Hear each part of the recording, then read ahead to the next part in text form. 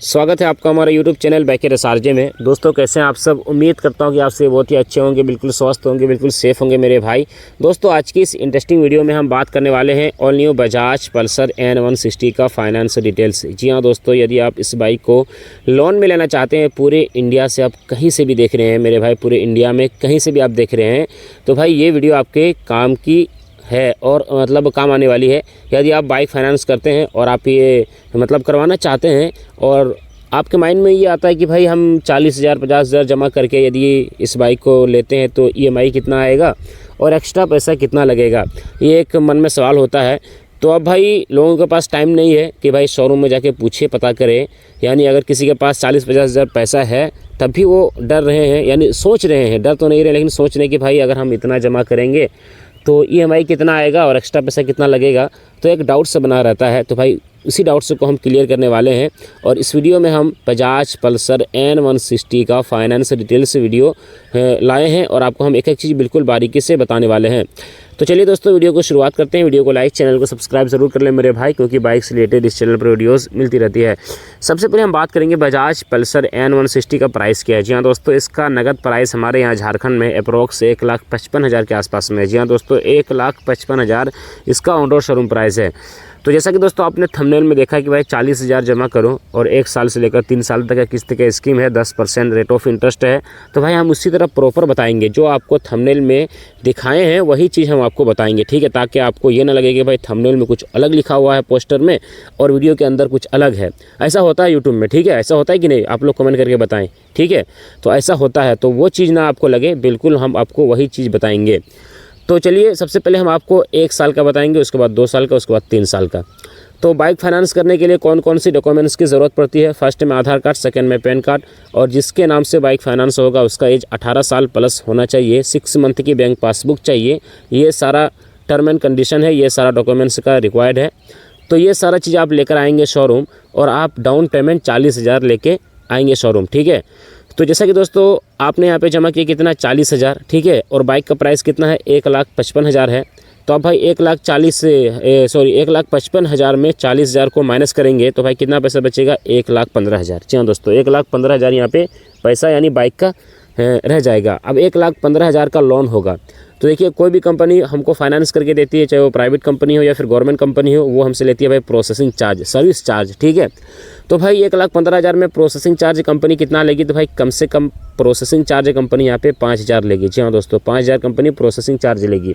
अब भाई 1,15,000 में 5,000 जो कि उसी में ऐड होगा प्रोसेसिंग चार्ज, तो भाई टोटल पैसा कितना हो गया, 1,20,000। अब भाई 1,20,000 का रेट ऑफ इंटरेस्ट निकालना है, जिसको हम लोग सूद ब्याज बोलते हैं। तो भाई रेट ऑफ इंटरेस्ट कितना निकालना है, तो दोस्तों हमने मैक्सिमम देखा है कि भाई 10% में कंपनी रेट ऑफ इंटरेस्ट लेती है और 10% में ही फाइनेंस करके देती है, ध्यान रखें, ठीक है। तो भाई अब 1,20,000 का 10% में रेट ऑफ इंटरेस्ट निकालेंगे 1 साल के लिए, तो भाई यहाँ पे 1 साल के रेट ऑफ इंटरेस्ट निकल के कितना आएगा, 12,000। अब भाई 12,000 को हम लोग प्लस करेंगे 1,20,000 से, तो भाई टोटल पैसा हो जाएगा 1,32,000। अब भाई 1,32,000 को हम लोग डिवाइड करेंगे कितना से, 1 साल से, क्योंकि हम लोग 1 साल का फाइनेंस डिटेल समझ रहे हैं और 1 साल का हमने यहाँ पे रेट ऑफ इंटरेस्ट निकाला है। और 1 साल में कितने महीने होते हैं, 1 साल में 12 महीने होते हैं। तो चलिए मेरे भाई 12 से डिवाइड करते हैं 1,32,000 को। तो फाइनली दोस्तों यहाँ पे 1,32,000 को 12 से डिवाइड करने के बाद जो पर मंथ की EMI यहाँ पे निकल के आया है 1 साल वाला में 11,000 1 साल में EMI निकल के आया है। जी हाँ दोस्तों, 11,000 1 साल में EMI यहाँ पे निकल के आया है। और 1 साल में एक्स्ट्रा पैसा कितना लगा ये भी मैं आपको बता दूं मेरे भाई। 1 साल में एक्स्ट्रा पैसा की अगर बात की जाए तो भाई 1 साल में एक्स्ट्रा पैसा यहाँ पे आपको 12,000 रेट ऑफ इंटरेस्ट लग गया और 5,000 प्रोसेसिंग चार्ज। तो भाई 12×5 हो जाता है 17,000 1 साल में एक्स्ट्रा पैसा लग रहा है। कितना लग रहा है, 17,000 1 साल में एक्स्ट्रा पैसा लग रहा है, ठीक है। और EMI कितना, 11,000। तो भाई मैंने यहाँ पे आपको 1 साल का फाइनेंस डिटेल्स बता दिया है, ठीक है। और ये जो EMI है और जो एक्स्ट्रा पैसा है ये कम ज़्यादा भी हो सकता है, यानी अगर EMI आपको कम करवाना है तो भाई डाउन पेमेंट आपको और बढ़ाना पड़ेगा। और जो है डाउन पेमेंट आप बढ़ाएंगे तो जाहिर सी बात है कि भाई EMI भी कम हो जाएगा और एक्स्ट्रा पैसा भी आपको कम लगेगा। तो इस चीज़ का आप लोग ध्यान रखें, ठीक है। मैंने आपको 40,000 का बताया है। चलिए मेरे भाई आपको अब मैं 40,000 का 2 साल का बताता हूँ। जी हाँ दोस्तों, 40,000 यदि आप जमा करते हैं तो भाई 2 साल में EMI कितना लगेगा और 2 साल में एक्स्ट्रा पैसा कितना लगेगा ये मैं आपको निकाल के बताता हूँ, यानी कैलकुलेट करके जोड़ के पूरे हिसाब लगा के, ठीक है। आपके सामने है हिसाब, आप देख लीजिएगा, ठीक है। तो जैसा कि दोस्तों बाइक का प्राइस है 1,55,000, आपने यहाँ पे जमा किया 40,000। अब भाई 1,55,000 में 40,000 को माइनस करेंगे तो कितना पैसा बचेगा, 1,15,000। 1,15,000 में प्रोसेसिंग चार्ज ऐड करना है 5,000, टोटल पैसा हो जाता है 1,20,000। अब भाई 1,20,000 का 10% में रेट ऑफ इंटरेस्ट निकालना है 2 साल के लिए। 1 साल का रेट ऑफ इंटरेस्ट कितना, 12,000। 2 साल का रेट ऑफ इंटरेस्ट कितना, 24,000। अब भाई 24,000 को हम लोग प्लस करेंगे 1,20,000 से, तो भाई टोटल पैसा यहाँ पे हो जाएगा 1,44,000। जी हाँ दोस्तों, 1,44,000 टोटल पैसा हो जाएगा। अब भाई 1,44,000 को हम लोग डिवाइड करेंगे कितना से, 2 साल से, क्योंकि हम लोग 2 साल का फाइनेंस डिटेल समझ रहे हैं। और 2 साल में कितने महीने होते हैं मेरे भाई, 2 साल में 24 महीने होते हैं। तो चलिए मेरे भाई 24 से डिवाइड करते हैं 1,44,000 को। तो फाइनली दोस्तों यहाँ पे 1,44,000 को 24 से डिवाइड करने के बाद जो पर मंथ की EMI यहाँ पे निकल के आया है 2 साल वाला में 6,000 यहाँ पे 2 साल वाला में EMI निकल के आया। जी हाँ दोस्तों, 6,000 यहाँ पे 2 साल में EMI निकल के आया है।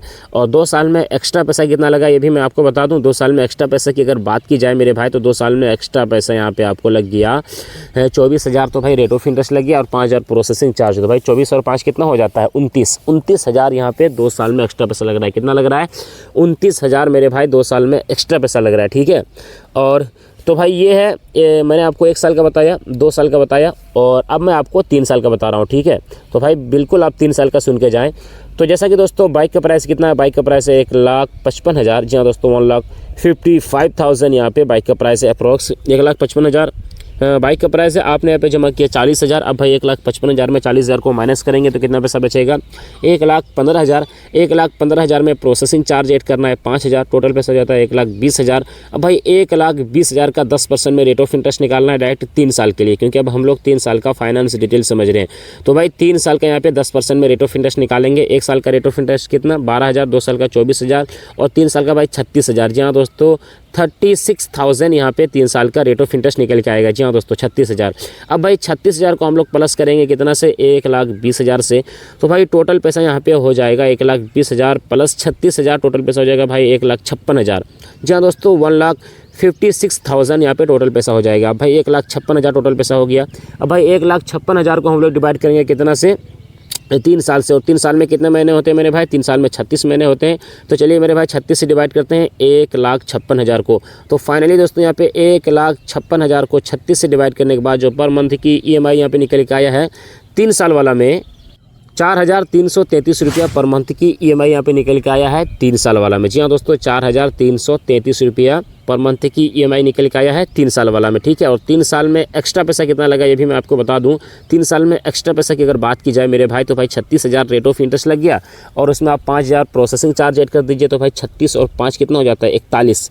जी हाँ दोस्तों, 41,000 यहाँ पे 3 साल में एक्स्ट्रा पैसा लग रहा है। कितना लग रहा है, 41,000 3 साल में एक्स्ट्रा पैसा लग रहा है मेरे भाई। तो भाई यहाँ पे मैंने आपको EMI भी बताया, 1 साल का, 2 साल का और 3 साल का। एक बार मैं आपको रिपीट कर दूँ कि भाई 1 साल में EMI कितना, 1 साल में EMI 11,000 और 1 साल में एक्स्ट्रा पैसा 17,000। ठीक है, 2 साल में EMI 6,000 और 2 साल में एक्स्ट्रा पैसा 29,000।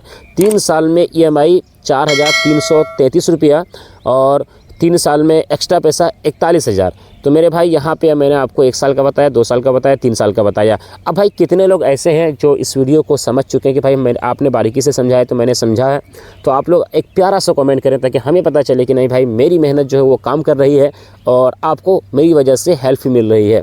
तो भाई आप लोग अपना फीडबैक ज़रूर दें। ठीक है, बाकी अगर आपको समझ में नहीं आया है तो वो भी आप लोग कमेंट करें। कोई और बाइक पर आपको इस तरह की वीडियोस चाहिए तो भाई बाइक का नाम नीचे लिख दें और फरमाइश करें और आप लोग कमेंट करें। ठीक है, तो ये चीज़ आप लोग करना ना भूलें।